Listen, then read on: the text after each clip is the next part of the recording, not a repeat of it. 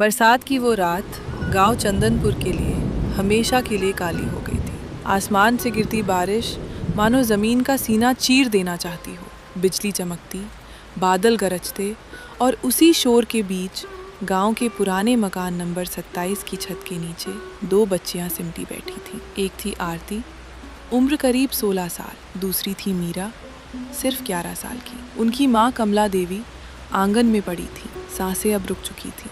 पिता को वे 3 साल पहले ही खो चुकी थीं। उस रात वे पूरी तरह अनाथ हो गईं। आरती की आंखों से आंसू नहीं निकल रहे थे। वो बस माँ के ठंडे हाथों को थामे बैठी थी। मीरा डर के मारे उसकी कमीज पकड़कर कांप रही थी। दीदी, माँ उठेंगी ना? मीरा की आवाज़ इतनी धीमी थी कि बारिश भी उसे निगल गई। आरती ने कुछ नहीं कहा। वो जानती थी अब इस दुनिया में उनकी ढाल कोई नहीं बची। सुबह होते ही गांव में खबर फैल गई। लोग आए, रस्में हुईं, आंसू गिरे, मगर हर नज़र एक ही चीज़ पर टिक रही थी, 30 बीघा ज़मीन। वही ज़मीन जो उनके पिता श्यामलाल के नाम थी। वही ज़मीन जिसे गांव की सबसे उपजाऊ ज़मीन कहा जाता था। दोपहर होते होते एक मोटरसाइकिल आकर रुकी। उस पर बैठा था रामधारी लाल, श्यामलाल का छोटा भाई, यानी चाचा। कुर्ता, माथे पर तिलक और आंखों में अजीब सी चमक। उसने आरती के सिर पर हाथ रखा। बिटिया, अब तुम्हें चिंता करने की जरूरत नहीं। चाचा है ना? आरती ने सिर झुका लिया, लेकिन उसके मन में कहीं कुछ खटक गया। 13वें दिन के बाद जब सब रिश्तेदार चले गए, रामधारी रोज आने लगा। कभी जमीन के कागज पूछता, कभी तहसील की बात करता, कभी कहता, इतनी बड़ी जमीन संभाल पाओगी क्या? एक दिन उसने साफ कह दिया, देखो आरती, तुम दोनों छोटी हो। जमीन मेरे नाम कर दो, मैं संभाल लूंगा। तुम्हें खाना पीना पढ़ाई सब दूंगा। मीरा ने मासूमियत से कहा। दीदी, चाचा अच्छे हैं ना? आरती चुप रही। उसे पिता की कही आखिरी बात याद आ रही थी, बेटी, जमीन ही हमारी पहचान है, इसे कभी किसी के हाथ मत देना। उस रात आरती सो नहीं पाई। कुछ दिनों बाद गांव में हलचल मच गई। तहसील से नोटिस आया था, जमीन के कागजों में गड़बड़ी। रामधारी ने कागज अपने पास रख लिए थे। जब आरती ने सवाल किया तो वो पहली बार झुंझला गया। ज्यादा अकल मत चलाओ, तुम्हारे भले के लिए ही कर रहा हूँ। उसकी आवाज में अब अपनापन नहीं था, अब उसमें हक था। उसी रात मीरा ने रोते हुए कहा, दीदी, मुझे डर लग रहा है। आरती ने उसे सीने से लगाया। उस पल उसने तय कर लिया, ये लड़ाई अब वो अकेली नहीं लड़ेगी। अगले दिन गांव में एक अजनबी आया। नाम था विक्रम सिंह। कहने को वो एक सर्वेयर था, मगर उसकी नजरें जमीन से ज्यादा आरती पर ठहरती थीं, जैसे वो कुछ पहचानता हो। उसने जाते जाते बस इतना कहा, इस जमीन की कहानी बहुत पुरानी है और इन बहनों की किस्मत भी। आरती को समझ नहीं आया, लेकिन हवा में कुछ बदल चुका था। उस दिन सूरज कुछ ज्यादा ही तेज था, मगर आरती को ठंड लग रही थी। विक्रम सिंह की बात उसके कानों में बार बार गूंज रही थी। इस जमीन की कहानी बहुत पुरानी है और इन बहनों की किस्मत भी। वो आदमी सर्वेयर से ज्यादा कुछ और लगता था। शाम को विक्रम फिर आया। इस बार उसके हाथ में पुराने नक्शे और कागज थे। मैं तहसील से हूँ और तुम्हारे पिता को जानता था। आरती चौंक गई। मेरे बाबूजी को? विक्रम ने धीरे से सिर हिलाया। बहुत ईमानदार आदमी थे और इसी ईमानदारी की कीमत उन्होंने चुकाई। मीरा चुपचाप आरती के पीछे खड़ी थी। आरती कांप गई। विक्रम ने चारों ओर देखा, फिर धीमे बोला, यहाँ नहीं, रात को आऊंगा, अकेले। उसी रात रामधारी आया। आज उसके चेहरे पर बनावटी मुस्कान नहीं थी। कागज कहाँ है? उसने बिना भूमिका के पूछा। आपने ही तो रखे हैं। आरती ने हिम्मत करके कहा। रामधारी की आंखें सख्त हो गईं। ज्यादा चालाक मत बनो, मैं जो कह रहा हूँ वही तुम्हारे भले में है। देखो, अगर जमीन मेरे नाम नहीं हुई तो तुम दोनों को गांव में रहना मुश्किल हो जाएगा। ये धमकी थी, खुली नंगी धमकी। रात गहरी हुई, दिए की लौ कांप रही थी। विक्रम आया। उसने जो बताया, उसने आरती की दुनिया हिला दी। तुम्हारे पिता की मौत सड़क हादसा नहीं थी, विक्रम ने कहा। आरती की सांस अटक गई। क्या? विक्रम ने नक्शा खोला। इसके नीचे एक पुराना सरकारी खनिज भंडार है, बहुत कीमती। आरती का सिर घूम गया। श्यामलाल जी को ये बात पता चल गई थी। उन्होंने जमीन बेचने से मना कर दिया और कुछ महीनों बाद उनकी गाड़ी का ब्रेक फेल। और माँ? आरती ने पूछा। विक्रम ने सिर झुका लिया। उन्हें धमकियां मिल रही थीं। दिल कमजोर था, डर ने उन्हें मार दिया। कमरे में सन्नाटा छा गया। आरती ने लगभग फुसफुसाकर पूछा, इसमें चाचा? विक्रम ने सीधे उसकी आंखों में देखा। रामधारी ही सबसे ज्यादा फायदा उठाएगा और वो अकेला नहीं है। अब सब कुछ साफ होने लगा। तभी मीरा बोली, दीदी, मुझे याद है, बाबूजी रात को नक्शा जमीन के नीचे दबा रहे थे। आरती ने उसे पकड़ा। क्या? मीरा बोली, और बोले थे, अगर हमें कुछ हो जाए तो ये जमीन ही तुम्हारी ताकत बनेगी। विक्रम की आंखें चमक उठीं। अगर वो नक्शा मिल गया तो चाचा का खेल खत्म हो सकता है। अगले दिन सुबह जमीन पर खुदाई शुरू हुई, गांव के नाम पर, चाचा की निगरानी में। लेकिन आरती जान चुकी थी, ये लड़ाई अब चुपचाप नहीं लड़ी जाएगी। उसने पहली बार मन ही मन कहा, हम अनाथ जरूर हैं, पर कमजोर नहीं। उस रात चांद आधा था और गांव चंदनपुर की जमीन बेचैन। आरती को नींद नहीं आ रही थी। मीरा सोने की कोशिश कर रही थी, मगर हर थोड़ी देर में चौंक जाती। दीदी, अगर बाबूजी का नक्शा मिल गया ना, मीरा ने धीरे से कहा, तो माँ खुश होंगी। लेकिन उसके मन में डर था, अगर चाचा को जरा भी भनक लग गई तो सब खत्म। आधी रात के करीब मीरा अचानक उठ बैठी। दीदी, उसकी आवाज कांप रही थी। वही जगह, वही कौन सी?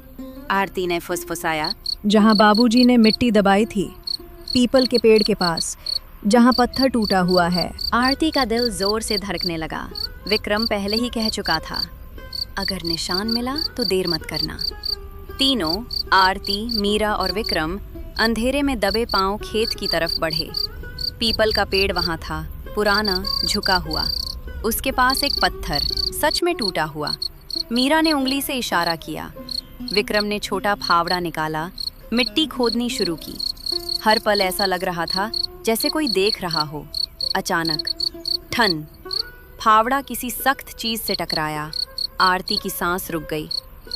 विक्रम ने धीरे से मिट्टी हटाई। वहां एक पुराना लोहे का डिब्बा था, जंग लगा हुआ मगर बंद। मीरा ने डरते डरते कहा, दीदी, यही है। डिब्बा खोला गया। अंदर जमीन के असली कागज, एक पुराना नक्शा और एक पत्र।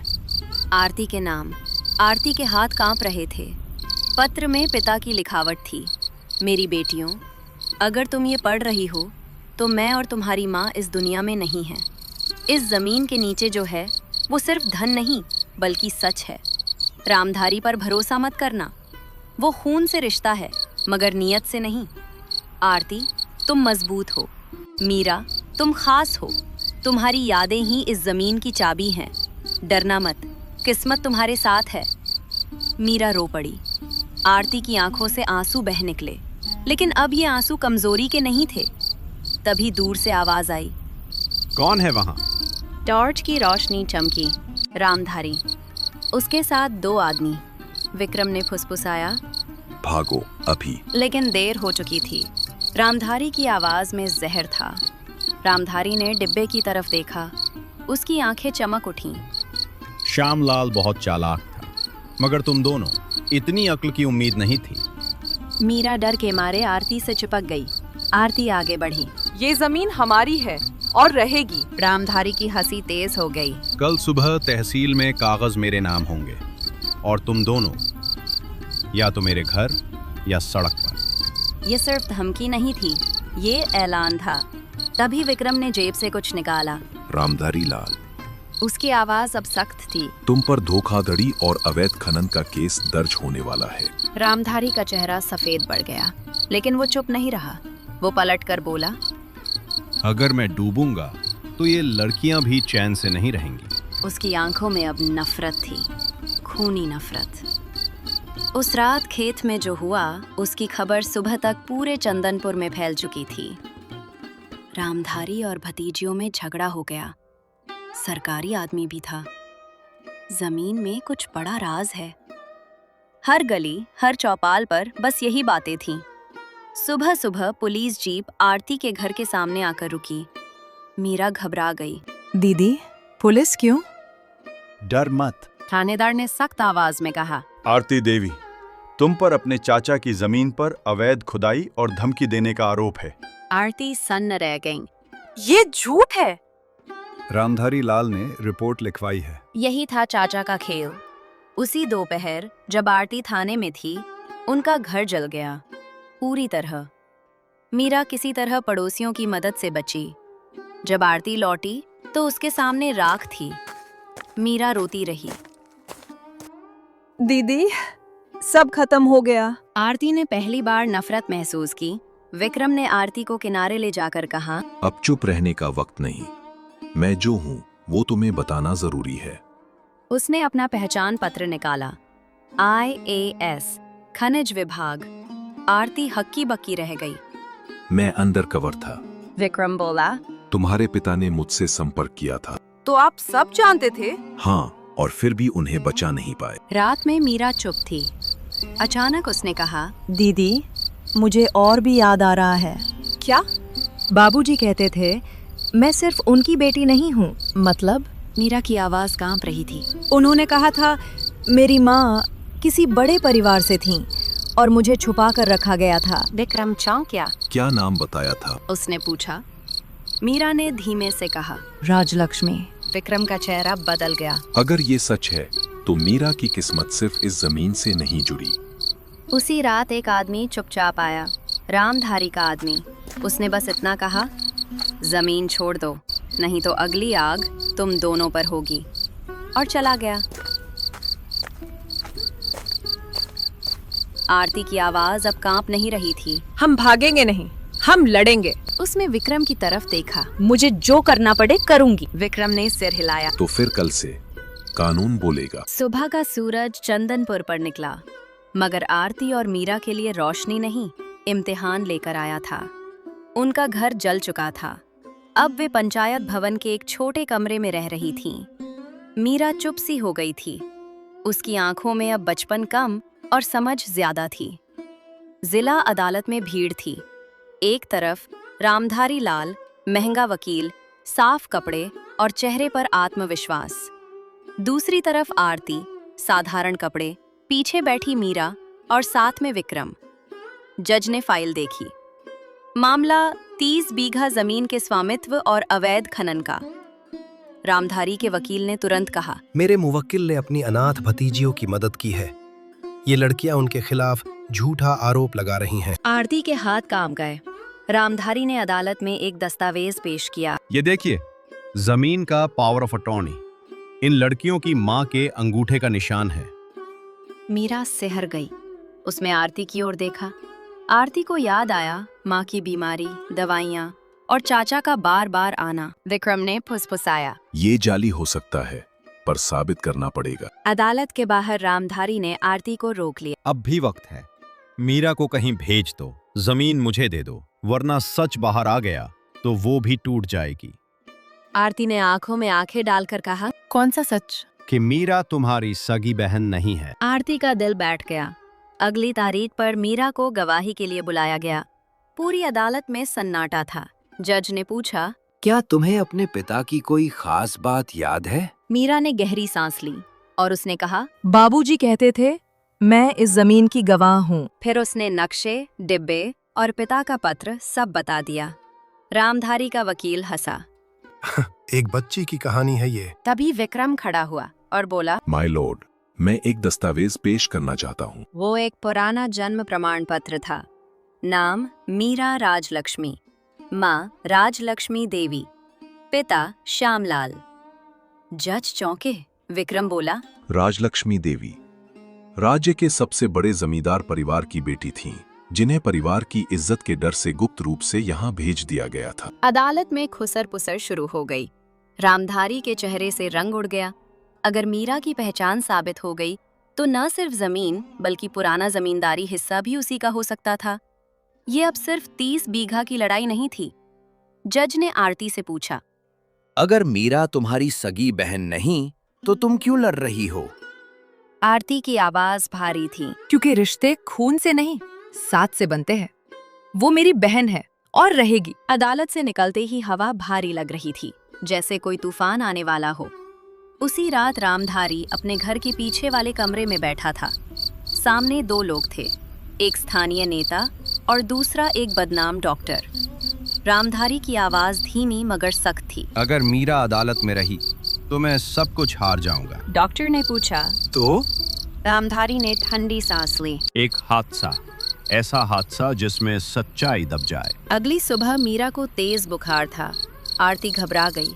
आरती को लगा ये कल की थकान होंगी, लेकिन जब मीरा बेहोश हो गई तो आरती का दिल बैठ गया। उन्हें सरकारी अस्पताल ले जाया गया। डॉक्टर ने कहा, फूड पॉइजनिंग लगती है, ये संयोग नहीं है। उसने कहा। उसी दिन रामधारी ने फिर शिकायत दर्ज कराई। आरती अपनी बहन को जहर देकर संपत्ति हथियाना चाहती है। ये सुनकर आरती का दिमाग सुन्न हो गया। मैंने? उसकी आवाज टूट गई। पुलिस फिर आई। इस बार आरती को हिरासत में ले लिया गया। अस्पताल के बेड पर पड़ी मीरा आधी बेहोशी में बुदबुदा रही थी। दीदी, बाबूजी ने कहा था मीठा मत खाना, चाचा के घर का। विक्रम ने सब सुन लिया। उसने तुरंत अस्पताल के रिकॉर्ड चेक करवाए। रिपोर्ट आई, मीरा को जहर नहीं बल्कि जानबूझकर मिलाया गया रसायन दिया गया था। विक्रम ने डॉक्टर की पृष्ठभूमि खंगाली। वो पहले भी रामधारी के केसों में फर्जी रिपोर्ट्स दे चुका था। विक्रम ने सीधे एसपी से बात की। रामधारी के खिलाफ गवाही से छेड़छाड़, हत्या की कोशिश, धोखाधड़ी, अवैध खनन सब दर्ज हुआ। पुलिस ने उसी रात रामधारी को उसके घर से पकड़ लिया। गिरफ्तारी के वक्त वो चिल्लाया, अगर मैं गिरा तो ये जमीन कभी चैन से नहीं रहेगी। अगले दिन मीरा की आंखें खुलीं। आरती उसके पास बैठी रो रही थी। मीरा ने कमजोर आवाज में कहा, दीदी, मैंने सच बोल दिया ना? हाँ, और अब सच जीतेगा। अदालत में उस दिन असामान्य सन्नाटा था। रामधारी लाल पुलिस की हिरासत में लाया गया। उसका सिर झुका हुआ था। वो आत्मविश्वास जो कभी उसकी आंखों में था अब गायब था। मीरा बैठी थी। आरती उसके पीछे खड़ी थी, सीधी, शांत और मजबूत। जज ने कहा, आज इस मामले का अंतिम निर्णय सुनाया जाएगा। सरकारी वकील ने सबूत रखे। जाली पावर ऑफ अटर्नी, अवैध खनन के नक्शे, डॉक्टर की झूठी रिपोर्ट, मीरा को जहर देने की कोशिश और पिता श्यामलाल का पत्र। रामधारी का वकील कुछ भी ठोस नहीं कह पाया। जज ने सबसे अहम बात कही, ये अदालत स्वीकार करती है कि मीरा राजलक्ष्मी स्वर्गीय श्यामलाल और राजलक्ष्मी देवी की वैध संतान है। अतः उसे उसकी माता की ओर से जमींदारी संपत्ति में अधिकार मिलेगा। 30 बीघा जमीन आरती और मीरा की संयुक्त संपत्ति रहेगी। उस पर किसी भी प्रकार का खनन सरकार की अनुमति के बिना अपराध माना जाएगा। रामधारी ने आंखें बंद कर ली। रामधारी लाल, आपको आजीवन कारावास की सजा दी जाती है और आपकी सारी संपत्ति जब्त की जाती है। रामधारी ने आखिरी बार पीछे देखा, लेकिन वहां डर नहीं, सिर्फ खालीपन था। कुछ महीने बाद चंदनपुर में एक नया घर खड़ा था। उस घर के बाहर लिखा था, श्यामलाल स्मृति विद्यालय। आरती अब वहीं पढ़ाती थी, मीरा पढ़ती थी और सपने देखती थी।